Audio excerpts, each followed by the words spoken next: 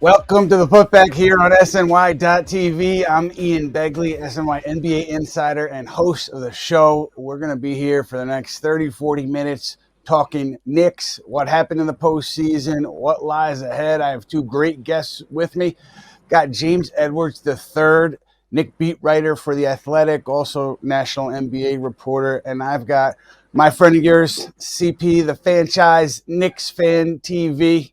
You know where to find them. They're on YouTube. They're all over the place. So, guys, as always, let's get started with the baseline.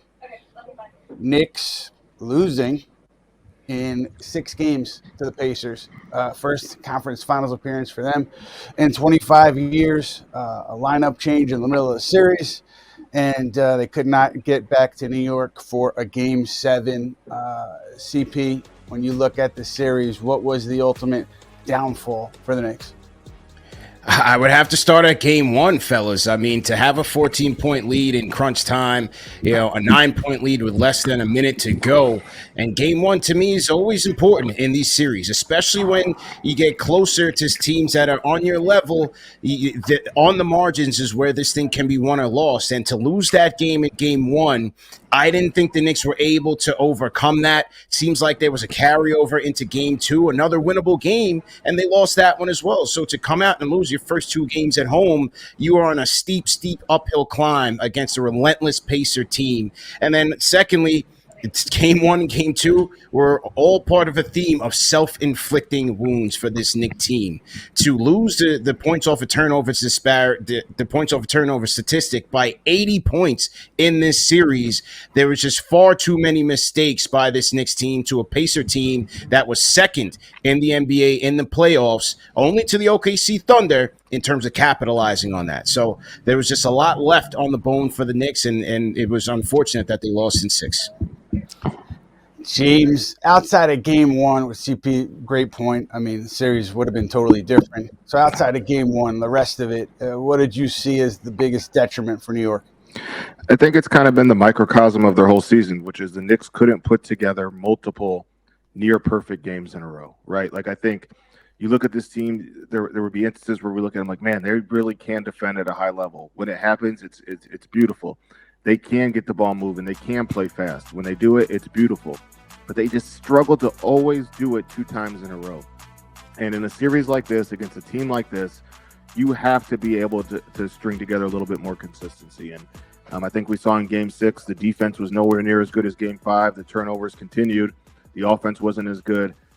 This is a team that its biggest flaw was its inability to have consistency from game to game. And I think it hurt them, right? Like CP said, the rhythm of the series was thrown off in game 1. The Knicks should have went into game 6 probably up 3-2, right? Obviously, how game 1 goes, you never know how it impacts the games after that. But just for lack of just to not make everybody's brains melt, like the Knicks should have went up 3-2 going into game 6. They lose game 1, the rhythm's thrown off, and this is a team that, again, has not consistently put together near perfect performances in back-to-back games, and I think that was their demise. I'll just quickly echo you guys. I mean, I thought that the turnovers obviously was the killer in Game 6 and really throughout the series. You want to beat good teams. You have to take care of the ball. They were pretty good most of the year at being a low turnover team, and it just kind of unraveled in the worst possible times for them over the course of this series. And CP, you look back at this thing, the 24-25 season, success, missed opportunity. How do you view it? Total missed opportunity. I think we can be proud of this team and the history that they've made and making the Eastern Conference Finals for the first time in 25 years. But coming into this season, for me, that was my expectation, was to get here. And it was always looked at as Boston is the bar. You get past Boston, you should be right there on your way. So to get past Boston and then to go up against Indiana, and look, give credit to the Pacers. They were an excellent team on both ends of the floor. Look at how they dispatched the Cleveland Cavaliers in the quickness. The New York Knicks should have been on guard from there. But again, with the turnovers, the defense, I mean, the way that Indiana is able to take the ball off of a make and turn that into quick points. The Knicks defense was just not playing at a championship caliber. And so every year is not guaranteed. And even though we can say that, the last 3 Eastern Conference finalists ended up making it to the finals, you can't rely on that. You have to execute and take things when the opportunity is there. And I just thought that the Knicks missed out. Yeah, James, you were around the team all year. Obviously, you're talking to everybody. And based on that and based on what you saw, your impressions of the season? I think ultimately we have to view it as a success. As CP mentioned, first Eastern Conference Finals in 25 years, most wins in the regular season in over a decade. They found a fabric, they found an identity as the postseason played out as this resilient team that doesn't give up, right? And that's something New Yorkers can get behind. But ultimately, it is a missed opportunity. If you would have told Knicks fans or even the Knicks, right, they get to the Eastern Conference Finals and Boston and Cleveland are at home, who should be the favorite to get to the NBA Finals? It would be them, and they didn't. And credit to the Pacers. I don't know how many people realize this Pacers team was probably the 3rd or 4th best team in the NBA from January 1st to the end of the regular season. Offensively, they figured things out. They played fast. Defensively, they turned things up a notch. This is a really good team, and I know obviously everybody had their eyes set on Boston. They had their eyes set on Cleveland, but Indiana had really found its footing when it mattered most. And so you look at the Knicks, ultimately, this is a missed opportunity. You can't guarantee that you'll be back here. And they had relatively good health all year. Yes, Mitchell Robinson didn't play most of the season, but their core group pretty much played all year. Jalen missed 1 month in March and April. March until the end of April. Start of March until the end of March. I apologize. Mm-hmm. And they had relatively good health, and they had opportunity to get to the NBA Finals, and it fell short. So it can be both, and I think it is both. Mm-hmm. Mm-hmm. I think our opinions are important to us, but really whose opinion matters. A couple of people, Leon Rose, team president, owner James Dolan, and I bring that up because with Tom Thibodeau, what I had heard kind of in the aftermath of this thing is there's going to be a period of evaluation, as all teams do, right? All teams have exit interviews with players coming in to talk to the leaders of the franchise, sometimes just execs, sometimes the head coach joins. But this setup with the Knicks in the aftermath of this season, it was a little bit different in my understanding, not like the traditional exit interview. And the assessment, including coaches and players, will start. Maybe it's already started. It's going to take place this week. And then one of the prisms through which the evaluation is going to take place is, do you help us win a championship? Do you prevent us from winning a championship? Obviously, that's the ultimate goal. And, all teams will always say that. But I think with the Knicks, I don't know that the universal view there is, hey, let's have a party. We made the Eastern Conference Finals. We pushed it to Game 6.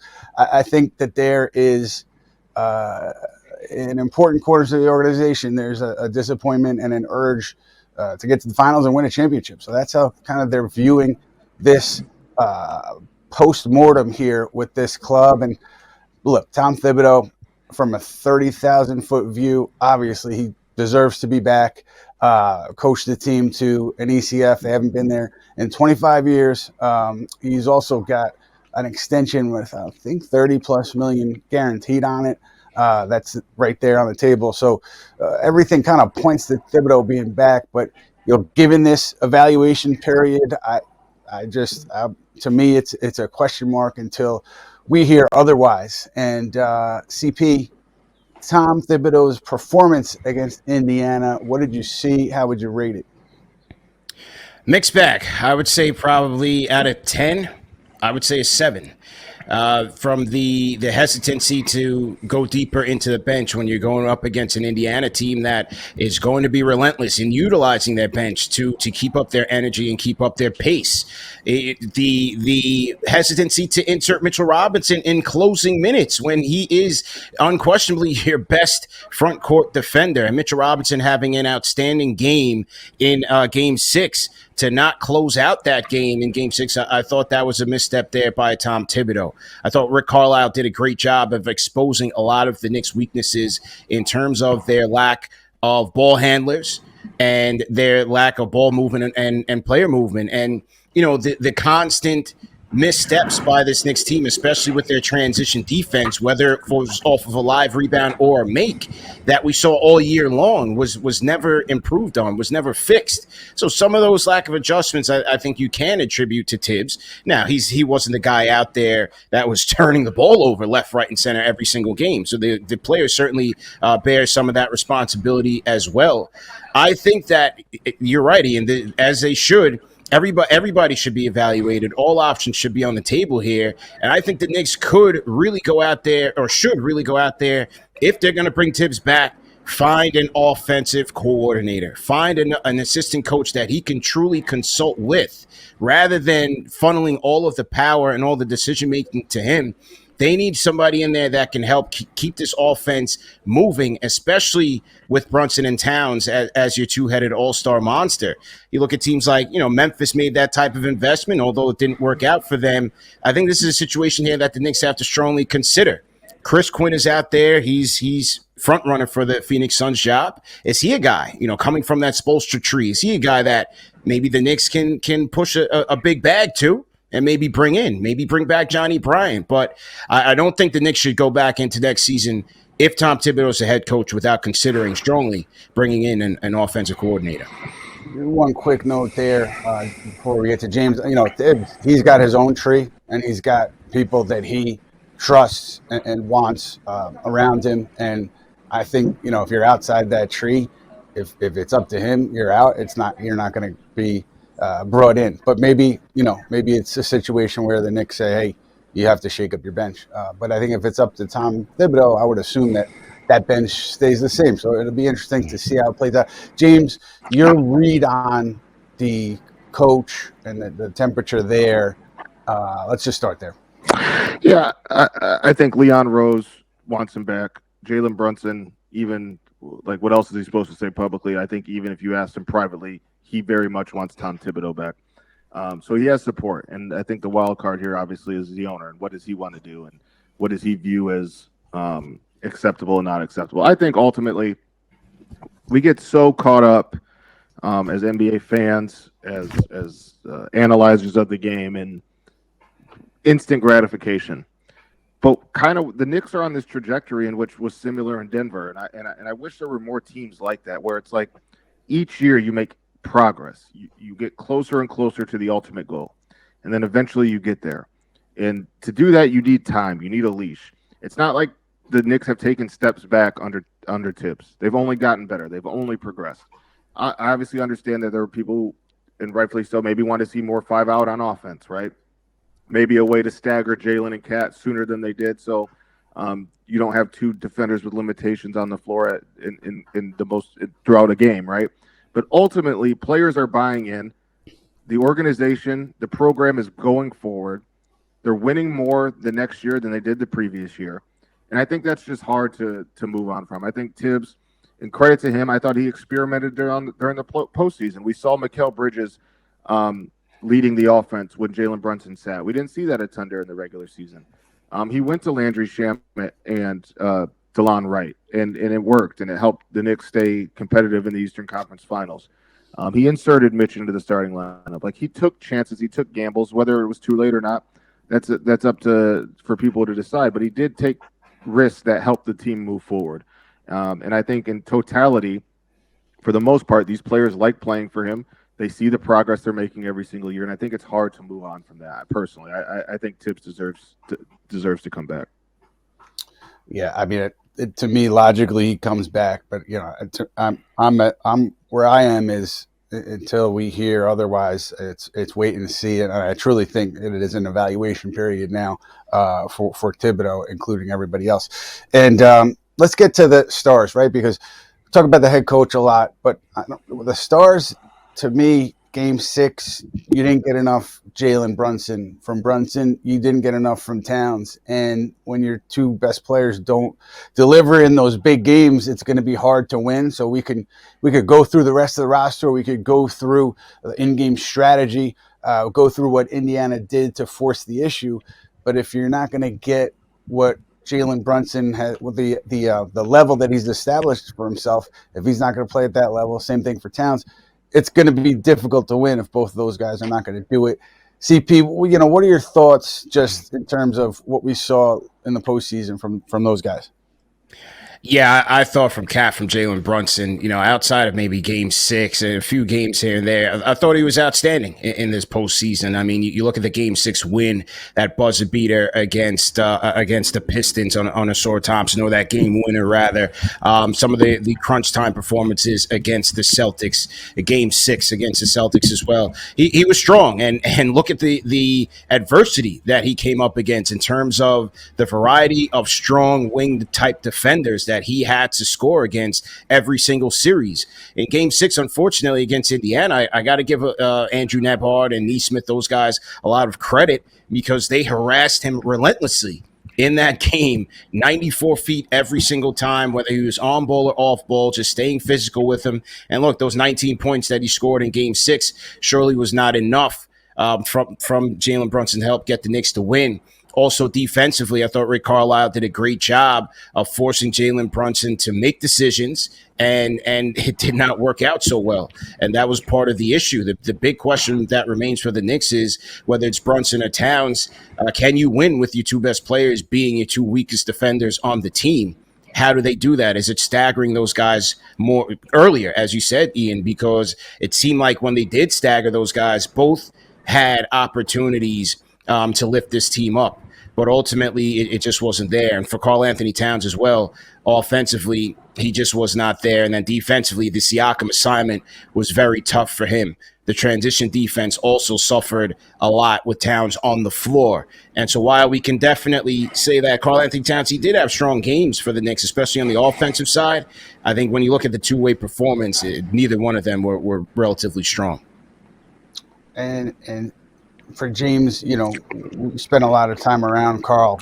He's very, friendly with media, open to chatting, things like that. What I want to ask you is, moving forward, he's here. What needs to be better from a team standpoint to get the most out of him? No, that's a great question. And I want to say first, too, it was an honor to be able to cover Jalen and Kat. Not just from how great of players they are, but how good of people they are. I've enjoyed my year covering them, and I look forward to covering them more. And both, just as you know, and great human beings. And just really quick on Jalen, I think people forget because its postseason seems so long. He was picked up 94 feet for 3 series. And Asar Thompson picked him up 94 feet. Boston Celtics picked him up pretty much 94 feet. And obviously the Pacers did. And for him to have the numbers that he did, it's a testament to who he is as a player and his preparation. Now, when it comes to Kat, I think defensively they just need to figure out, is he a 4 or a 5? And it took Minnesota quite some time to figure that out. And when they decided he was a 4 and they needed a more legitimate rim protector next to him, they went to the Western Conference Finals for the first time with him in Minnesota. So does New York sit down and think about that? Is this Mitchell Robinson, Karl Anthony Towns front court the way to go in the starting lineup going forward? Or is the best way to maximize Kat as a 5, and then we have to stagger him and Jalen so there aren't as many minutes with two limited defenders playing with one another? I think it's a question they have to ask and a question they have to have answered going into next season. Kat has that moments where he really tries defensively, and then there are moments where he kind of zones out and it feels like he forgets what he's supposed to do, or there's the communication isn't there to execute it.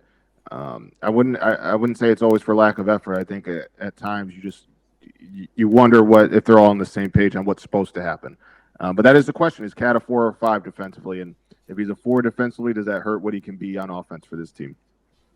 Yeah, you saw a little bit in the Indiana series. Maybe it was too little too late. Who knows? But you did see a sample there with Robinson and Towns on the floor together, and it makes you wonder what it's going to look like next season. I want to say something quickly on Jalen Brunson too, because look, no one is above criticism. He understands that criticism comes with the job, and he welcomes it. He welcomes the good and the bad. That's what he always says. You have to be both.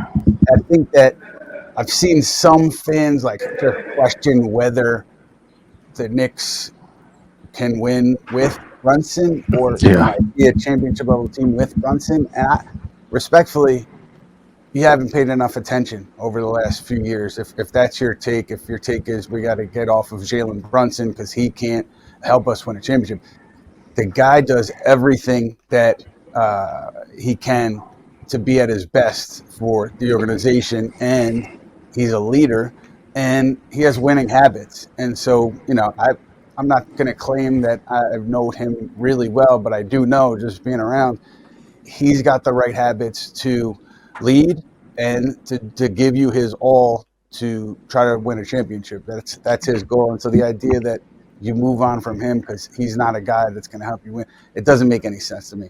I just wanted to get that off my chest. And also, we're not even talking about, an Eastern Conference Finals playoff success without him. It basically started with him. And so, that's where I want. Just seeing the idea of him being a total scapegoat doesn't make a lot of sense to me. Anyhow, I'm off my soapbox. CP, when you look ahead, do you want to see Mitchell Robinson and Karl Anthony Towns starting front line? Should it be Towns back at the 5 next year? What do you think, just based on what you saw this year? I don't think they can win legitimately with Towns at the 5 long term. You guys have heard me. You guys have heard my rants. I've been asking for Mitch to be back in the starting lineup since the playoffs started. And whenever he got in, we saw tremendous results. Now, the Pacers also did a great job utilizing their speed to kind of neutralize those guys. And, Mitch was not perfect, but he certainly had a lot more stronger games than he did weak in this series. And I just don't believe that with Towns at the 5, with the lapses that he has, that they can be a legitimate championship caliber team. I also think Mitchell Robinson will help tremendously on the rebounding side in terms of getting the Knicks second chance opportunities and limiting those second chance opportunities of the opponent. So, that is why Mitchell Robinson was so vital for this group. He had a tremendous year coming back from the injury. It just seemed like every week, every game, he just kept improving, kept getting better and better. We saw how he just seemed to be in peak shape, especially in that Boston series where he was all over the court. And again here against the Pacers. So all you can hope for is that he remains healthy and he can stay healthy and come back into next season from training camp on even better. But Mitchell Robinson, one thing that I was happy about was that he got his flowers finally on the national stage with this game, with this series being covered on TNT. I do appreciate the fact that, you got to see 6 games of what Mitchell Robinson could really do on the national stage. So he certainly deserves that as the elder statesman of this team. Yeah, he impacted the game in a big way. Before we transition fully from Karl Towns, James, I want to ask you, I believe it was you and Fred had a piece in The Athletic right after the season ended, a lot of interesting details about many different topics, but including Towns and some players being frustrated by his approach on defense. What did you learn there?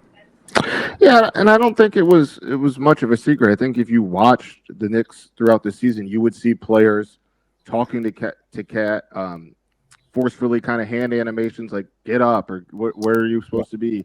I don't think it was. If anybody paid attention, I don't think it's much of a secret. And I want to make this clear. I don't think it was anything malicious on Towns' part. I don't think Cat was going out there and willfully doing the opposite of what he was asked to do. I think that there was poor communication issues throughout the team for most of the season. I think he was maybe a little slow to react in situations, and he doesn't have the greatest athletic abilities to recover when he does have a blip mentally, and when I mean mentally, just maybe forgetting what he's supposed to do in a certain situation and trying to make up for it with athleticism. Like Karl Anthony Towns is a very smart person, a very very great guy, but I do think anybody that watched noticed that there were very clear defensive communication issues with the point of attack pick and roll defender in the back line.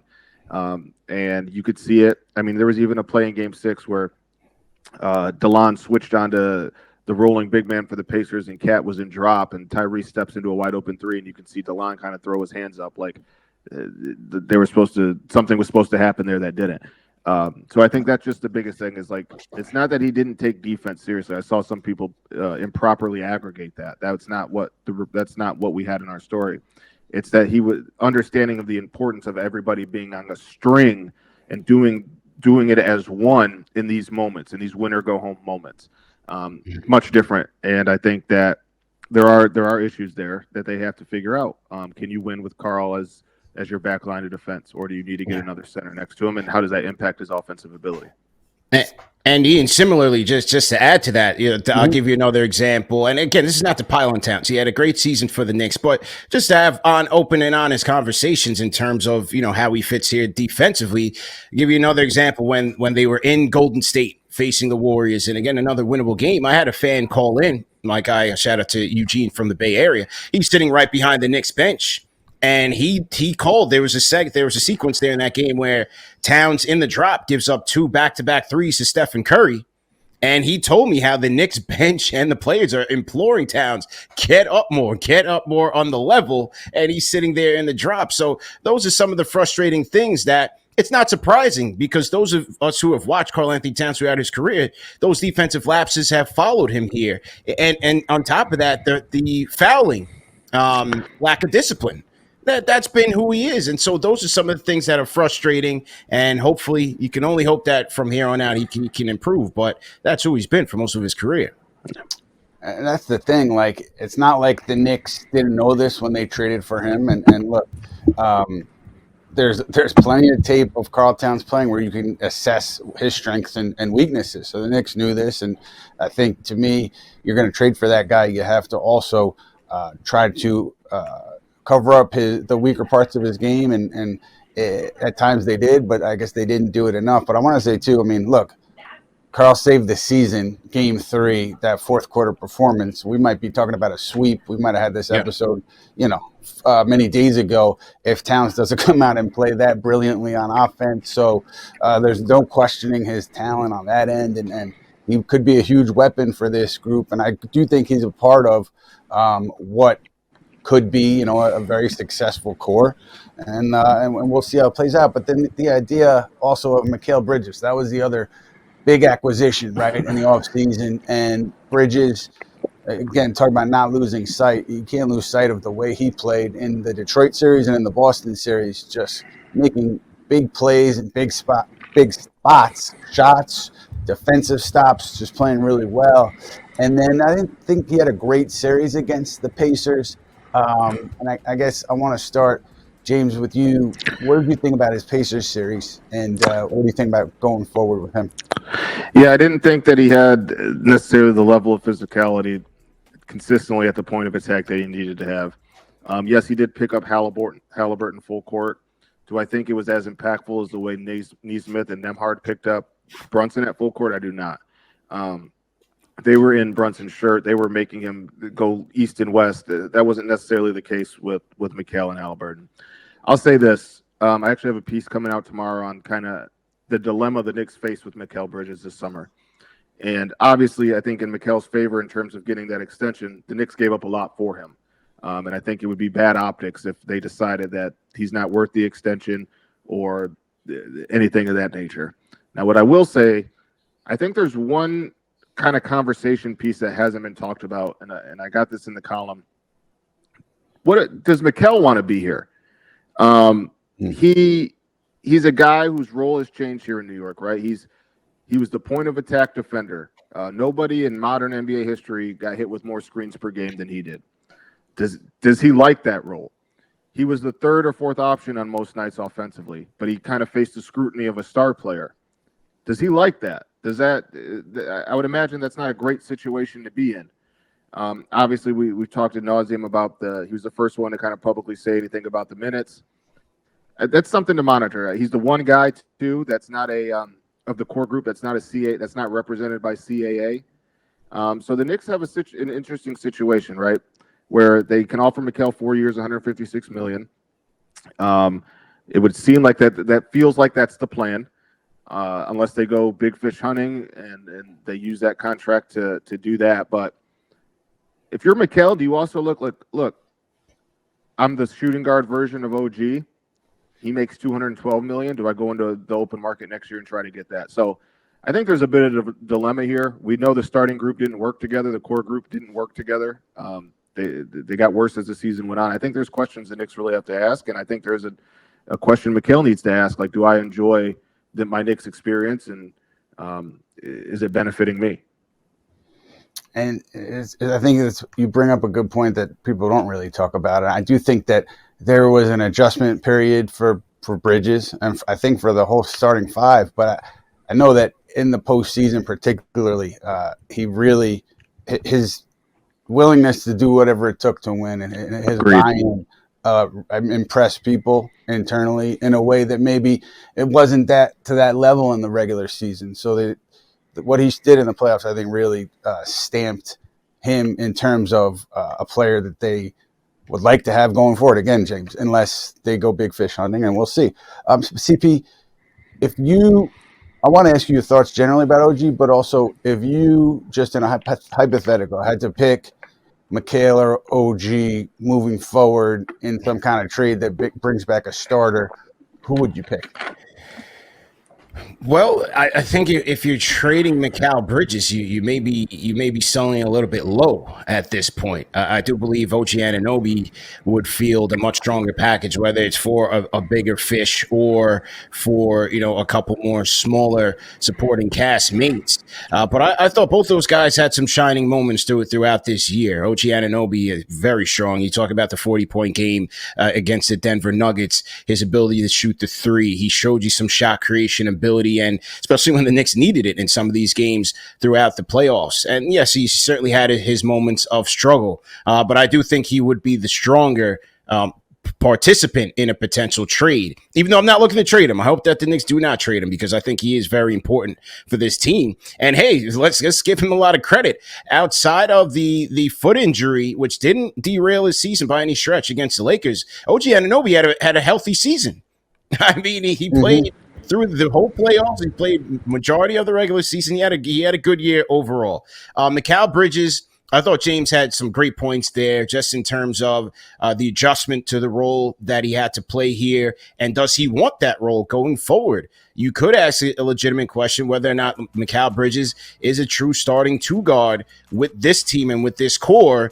Or do you need to slide him down to the 3, OG at the 4, and then figure out where you're going at the 5 as a cat at the 5, and you try to bring in a legit 2 guard that can put Josh Hart on the bench. But I'm with you, Ian. I thought what we saw from Mikal Bridges, especially in this playoffs, we saw the grittiness that New York was really looking for from this guy, especially in the Detroit series and in the Celtics series. The Pacers series definitely left a lot to be desired, and look, it was an up and down season for him. I thought the most interesting one was when the quote came out about Tibbs and Tibbs going with the starters, not much of the bench. And then that night, it's Mikal Bridges with the game winner against the Lakers. Nobody does storylines like the New York Knicks. So for him, it was interesting, man. Very much so. James, CP talked about the starting 5, and we covered it. You covered it a lot. We talked about it in the playoffs. Really going back to January 1, maybe even before that, they were minus 1.2, I think, net rating for the rest of the regular season. And then the playoffs got even worse. I think they were minus 50 before Tom Thibodeau made that starting lineup change. Just within the context of Josh Hart, do you think, is it in the Knicks' best interest to roll this starting 5 out again, assuming everybody's back, or do they have to figure something else out with the starting group? I have a tough time with this because I understand from a basketball perspective why inserting somebody else for Josh Hart in the starting lineup makes sense in terms of spacing and utilizing that, right?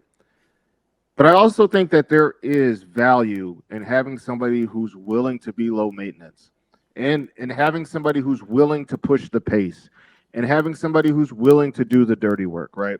Like no team is perfect. If they were, we would be talking about them as multiple champions and in the finals every year. Like there's always, every team has something that could be improved upon in terms of the aesthetics, right?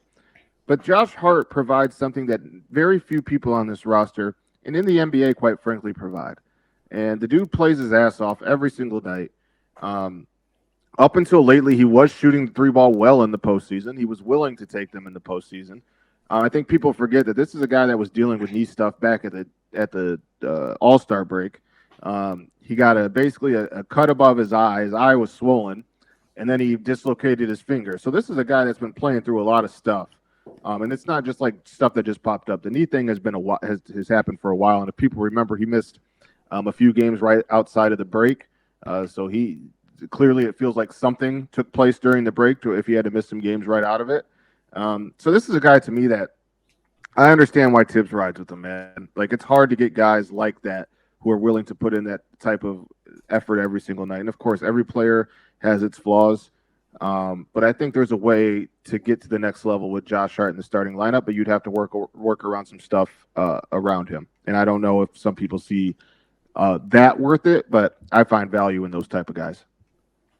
CP, for you, Miles McBride, should he start? Mitchell Robinson, should he start, or should the starting lineup remain the same, assuming everybody comes back? No, I would look to make a change to the lineup. And listen, I'm a huge Josh Hart fan for all the reasons that James listed, the low maintenance, the intangibles, the grittiness, a potential triple-double on some nights. But it was just what was unfortunate, especially in this Pacers series, it was a nightmare series for Josh, and he admitted as much, because not only was the decision-making just woeful with the turnovers, and some nights 5-6 turnovers. It was really bad for him.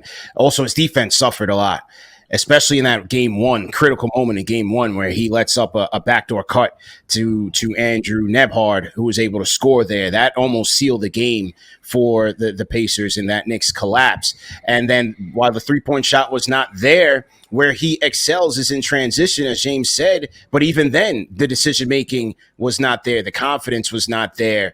Being tentative on his drives, passing up drives to opt for three-point shots to guys like Delon Wright, who that's not really the moment that you want to trust that guy. And so I thought Josh Hart really got caught up in a nightmare series. I think the question is worthwhile asking with the knee injury. Will his game deteriorate a little bit more here? How will his game age as he goes through the next few seasons with the New York Knicks?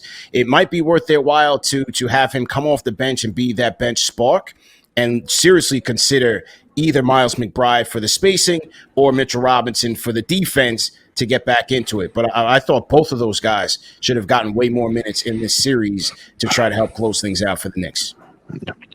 That was the one thing with Tom Thibodeau, not one thing, but one of the things with Tom Thibodeau in this series. When he went to the bench, he expanded the rotation.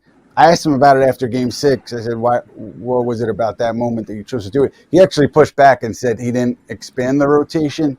But I disagree, because he talked about Shamet being in the rotation in the Detroit series, but that wasn't the case.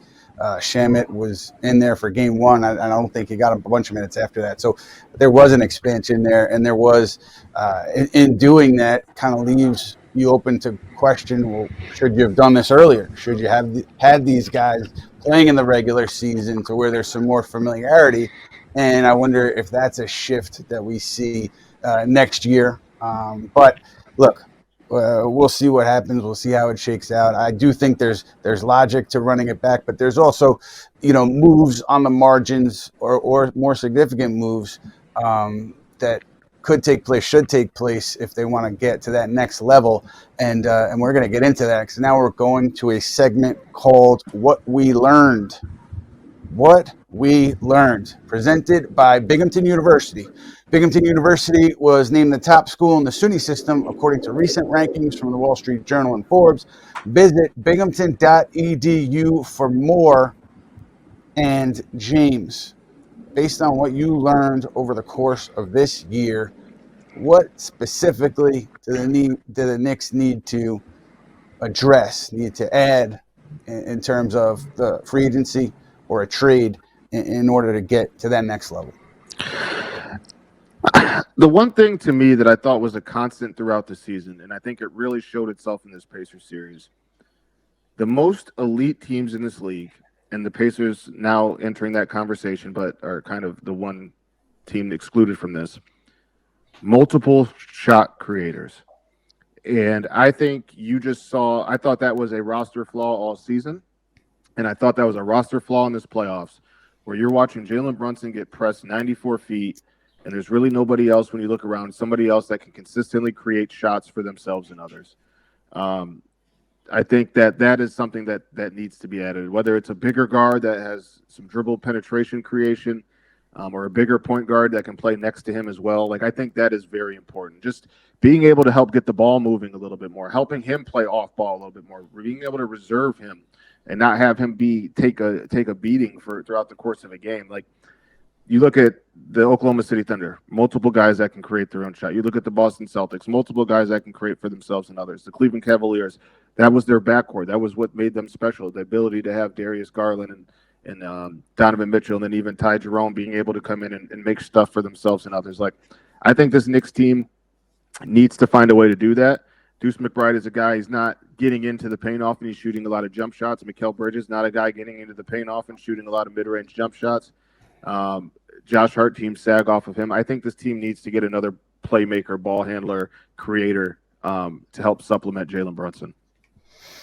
Makes a lot of sense. CP, where are you on this? Yeah, I'm 100% with James. That was the one biggest weakness that I thought Rick Carlisle did a great job of exploiting, especially in Game 6. The Knicks have had trouble all year with pressure defense, with athleticism that kind of chokes off their ability to generate plays for each other if it's not Jalen Brunson. That's why I wanted to see them see alternatively, could they have generated a little bit more offense by utilizing Karl Anthony Towns a little bit more, but we just didn't see it there. Also on the bench, there's lack of ball handling, shot creating. As James said, Miles McBride, that's not really his game. He's better off ball in catch and shoot situations. Yes, every once in a while he can step into a mid-range shot, but overall you just didn't have a guy that can go out there and get you a bucket. And so is that improvement going to come from within? I continue to look at Pacome Dadier and look at a guy like that and say that in year 2, they need to see if he can make a big leap here. I'm going to be at Summer League. We'll be at Summer League, and we'll see if he can start there.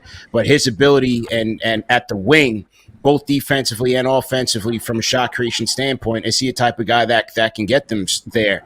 With the limited salary cap that they have, is it a guy I don't really like that much, but is it a Spencer Dinwiddie type or, a Keon Ellis? Or they need a little bit more punch there, whether it's in the starting or off the bench, to help them. Because as James said, every team that you see now that's making it to the Final Four or to the championship, from the Celtics to the Thunder, the Pacers have it now. They even go back to the 2020 season when the Knicks lost to the Hawks. The Hawks had that. The Cavaliers have that. Those are in the modern NBA. You need that type of versatility, and the Knicks need to add a little bit more there in their depth. Yeah, they will have that small taxpayer exception. I believe it starts around $5 million. And then, barring some salary dumps, I think they'll have that in the veterans minimum. And I believe they're over the first apron right now. They do have room between that and the second apron, but there are things that you do, like if you did use that tax exception to bring in a free agent, then you're capped at the second apron. So it gets complicated when you talk about adding players. But I think that Tyus Jones, just based on what happened last summer, I know that there was mutual interest there. And obviously with Phoenix, didn't go the way they wanted it to go. And, just based on where that was last summer, he to me is a player that I'm looking at in terms of where the Knicks might go. I don't know if they will, but just based on history there. And then my guy Tim Bontemps brought up an interesting point about Al Horford. I mean, Boston, because of the financials, can you bring him back, or does he go elsewhere? And he obviously, Tom Thibodeau loves him. He's got a relationship with Karl Anthony Towns dating back to when Towns was a teenager. Towns sees him as a mentor. So he's a guy, he's not a shot creator, certainly, but he's a guy who maybe could be a fit for this roster. Those are the names that so far I'm keeping an eye on, but we'll see where it goes from here, fellas. Now we're going to shift to a segment called Talkback with my friend and yours, Matt Spendley, the Big Spend. He's going to be relaying some questions to us from the audience. Mr. Spendley, how are you, and what do you have for us? What's up, guys? Doing well. Appreciate the intro, Ian, as always. Glad you guys like the update. CP, James, great to see you guys here. Sorry the season's over, but hey, on to the next thing. CP, I want to hit you on something that Nicholas Braxton on YouTube is asking, and you alluded to, and I want to talk a little bit more, given the Knicks' limited resources and potentially adding, given what their cap sheet looks like. He's asking, one of the main things the Knicks have to do is develop the rookies they drafted. Dadier, Kolek, McCullough, Huck Porty, some of the guys they've had around. What's your confidence in one of those guys potentially becoming a rotation guy next year? And do you think it's something they should very clearly prioritize? It has to be, because for improvement from within might be, one of the best ways for these guys to get better, just given the lack of cap space. But in order, I would say Dadier, Kolek, Huckporty. Huckporty's had pro experience in Europe before. I think he can still come in and give you adequate backup center minutes. You're not looking for him to start. He certainly wouldn't be starting over Mitchell Robinson. In the event that they lose a Precious Achua, Huckporty should be able to fill in there, especially as a 5. Kolek, I think, I like him as a potential backup point guard. He certainly needed to work on his shot when he got his limited minutes and he got his opportunity with Jalen Brunson out. He can play make in his sleep. He just needs to continue to get bigger, work on his defense and his shot creating for himself instead of being a little bit too unselfish there at times. But it's really Dadier, man. That's the guy who I want to see. Can he take it up another notch? At times when he did get some playing time, he did look a little bit overmatched and didn't shoot the ball all that well in the G League. So let's see, at 19 years old in year 2, can he take that next step? Because if he can, it'll truly benefit the Knicks. Yeah, and given the skill set too, the potential as a wing that can shoot, obviously desirable and defend a lot of positions. James, I want to come. We've obviously talked some about Mitch, but I want to kind of push it forward a little bit because he's going to be on an expiring contract next year. Our guy Triple M on YouTube says the big 3 fellas. What is the trade value for Mitchell Robinson? What could he realistically get?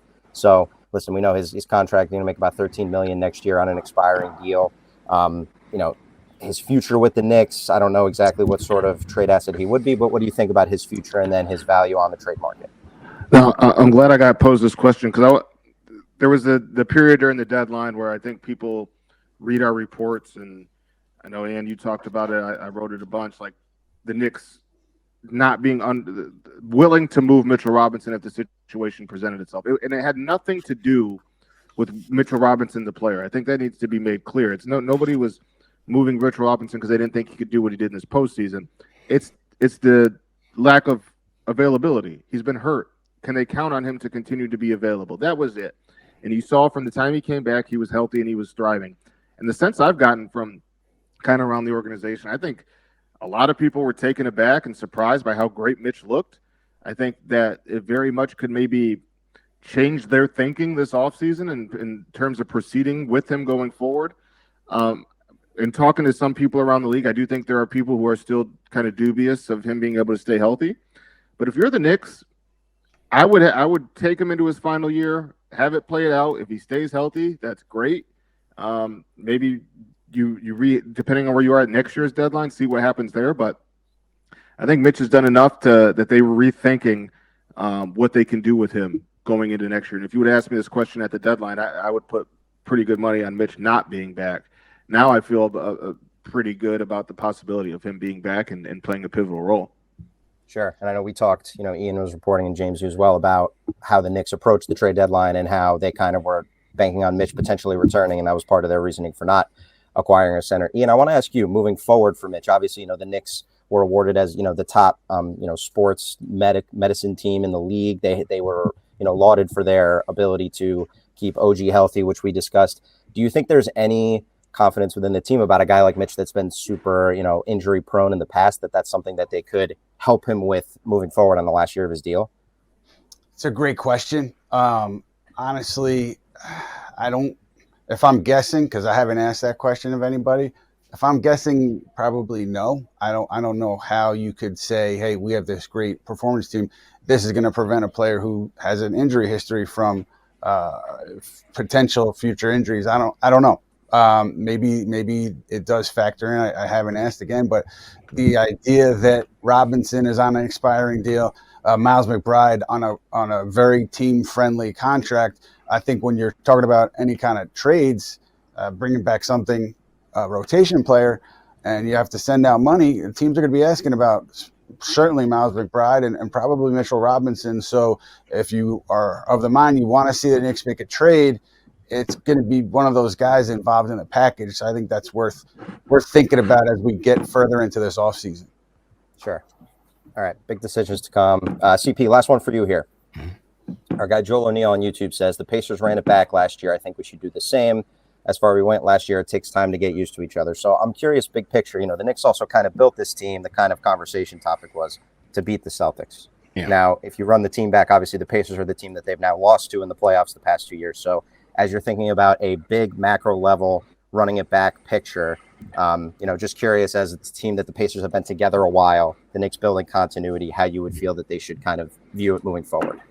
Yeah, I mean, continuity is certainly important, especially when you're looking at, the year-over-year improvements that the Knicks have made. I think it was James that brought that up. You can't discredit that. They have improved every year for the most part under Tom Thibodeau and in this Leon Rose, Jalen Brunson era that we're in. I like OG. I like Mikal Bridges being here and Karl Anthony Towns here. It's just a question of how do you maximize those talents, and also we did know that when they made those trades of both of those players in Bridges and in Towns, that you were going to take a big a chunk of your depth away. On top of the departure of Isaiah Hartenstein, who it was no fault of the Knicks, that was a CBA loss. So the depth was really compromised there. So now, through the draft and through the little means in terms of salary cap that they have, they've got to try to pull a rabbit out of a hat here. Get more athletes, get more shot creators here, and get more ball handling here, because those are the things that were really that were exposed in that Pacers series.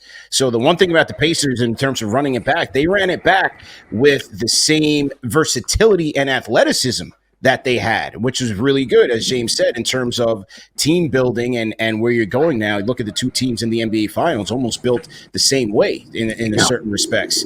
So, look, I think they're on the right track. They're going to need some luck there.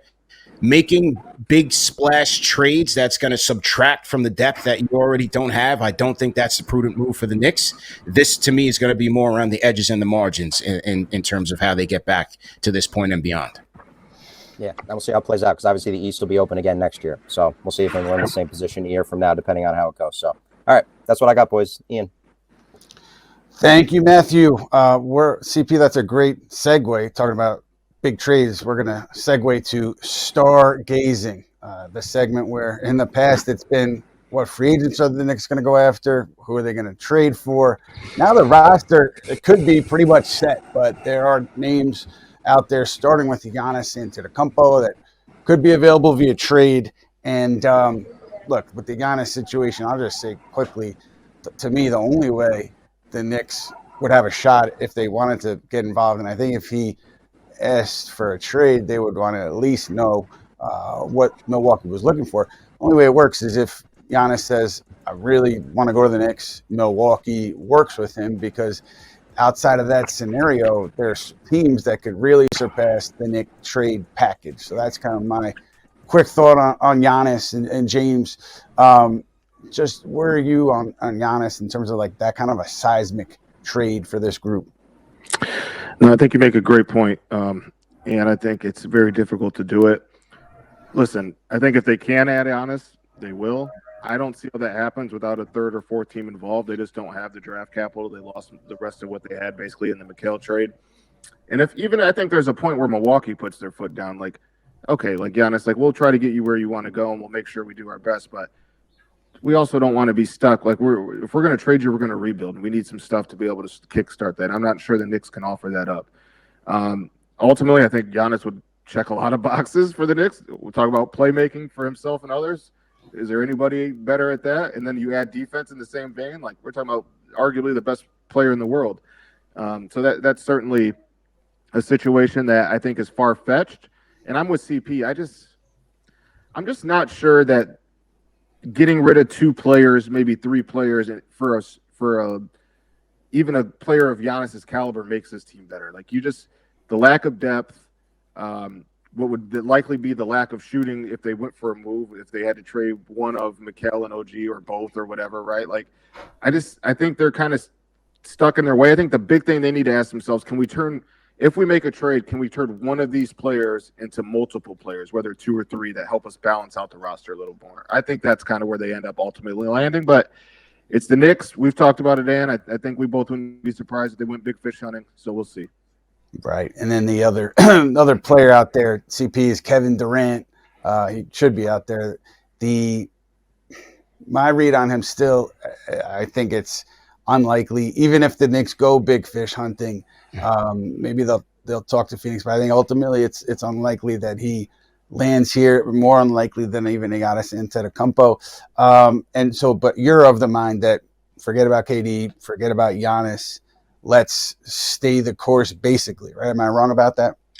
Yeah, I don't like the vibes with the KD thing, man. And that's not a basketball reason. I just, even though this locker room, as was reported, there was some friction there. I just don't like the vibes of adding a 37 or he's high up there in the 30s to Kevin Durant, who you can pretty much factor in that he is going to get injured over the course of the year with some sort of lower extremity injury, whether it's a calf, a hamstring, a foot, a toe, whatever it is. Look, he's had a lengthy year. He's logged a lot of miles. And yes, he is a shot creator and still a killer that the Knicks could use. I don't like that at the expense of a younger Karl Anthony Towns to risk that type of trade. I do think that the Phoenix Suns will trade him. I just don't like that fit here for the Knicks, unless you're talking about just like a 1-year rental. You would still have to go out there and pay him eventually anyway. So, I think it's a risky move for KD. For Giannis, hey, if they got lucky and they were able to, trade a Towns for him, sure, he would check off a lot of boxes. But if you're asking me to trade both Karl Anthony Towns and OG Anunoby or Mikal Bridges, then how much better are you really getting? Yeah, it's. I'm sure it'll be debated among the fan base if those guys do eventually get moved. But I agree with you guys. Basically, just don't see either one as likely, even in the unlikely context of acquiring a star via trade. Guys, we're gonna hit final thoughts. We're wrapping here. I want to know if you were Leon Rose, you're Brock Aller, you're Gerson Rosas, you are Frank Zanin, your Walt Perrin. I could go on and on because they have a huge front office. But you're leading a meeting with those guys, and it's your call to use that mid-level exception or to target somebody in a trade. CP, who are you going after? Yeah, I liked your name in terms of Tyus Jones, Trey Jones. What's going on in Minnesota? How is Minnesota going to deploy some of their assets? Are they going to re-sign Julius? Can some of those guys, can a Nickeil Alexander-Walker be had here? I think he's probably going to have a much better market, but those are some of the names that I'm looking at there. Keon Ellis, around those names. I did see the Chris Paul stuff. I think it's a little bit too late for that. He's a little too old there, but I'd like to see them get some athleticism off the bench, ball handling, and somebody who can create a shot for their own. So those are some of the names I like. James, do you have a name in mind? I still wonder how they address the front court thing. I wonder if they go and maybe re-kick the tires on an Isaiah Stewart. Just to maybe see what they can do, whether that's see if they can add depth elsewhere by maybe moving on from Cat, or if they decide to move on from Mitch and supplement other places, right? Like maybe they go there and see what they can do. In terms of just like a playmaking wing, I haven't really thought of anybody's name. Like I would maybe kick the tires on Alonzo Ball, see what's there, see what you can do. I think the way he's developed into a 3-point shooter, I think that would be a nice complementary piece next to Jalen Brunson. So, yeah, I'm interested to see what they do, but I think we all kind of know what they need. Ann, can I ask you a question? Can I have the floor for 20 seconds? Please, man. Of course. I just want to say, first off, thank you to you for it's my first year in New York, covering the league for 7 years. We talked here and there when I was in Detroit, but to get to know you, we sat next to each other at games.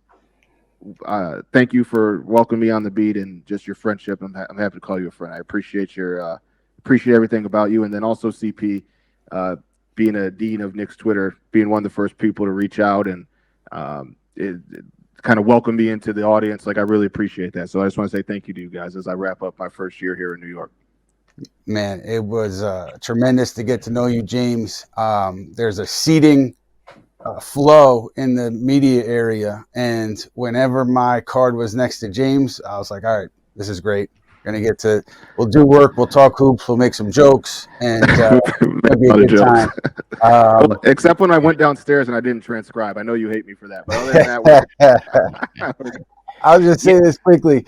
When the shot went down, Tyrese, game one, man, you and I just flew back with our hands, and we were like, "Whoa, what the just happened?" It was shocking. Yeah. Shocking stuff. Yeah. That was me as well, being in the building. But now I'll just echo those sentiments, man. As we wrap up the season, this is probably like year number 5 or 6. Just collaborating with you, Ian, on SOI and the Putback. I always give Ian a lot of credit. He was the first, from a major media outlet to really embrace the Knicks Fan TV independent movement and really, bring us aboard. So I really appreciate that and always collaborating and working with you. And James, man, officially welcome to the beat. You got your first nickname through Knicks Fan TV. Yes. We call you Trilogy, man. Yes, sir. So I'm glad you were able to experience that, and we appreciate your coverage this year with The Athletic for sure. Appreciate you guys, man. Man, yeah, thank you guys, both of you, for today, for all year, your insight. It's invaluable, your time. We really appreciate you here at the Putback, and also to our audience. We're going to be back talking off season, analyzing moves that get made, don't get made, but really appreciate every one of you for being here with us over the course of the season. It was an interesting season to cover. I hope you guys found some insight in the show, and I always appreciate you being here. And so that will do it for us on this season recap. Again, we will be back at some point later in the off season, and we hope to see you then. But in the meantime, everybody enjoy the next few weeks here, and let's see how the finals play out.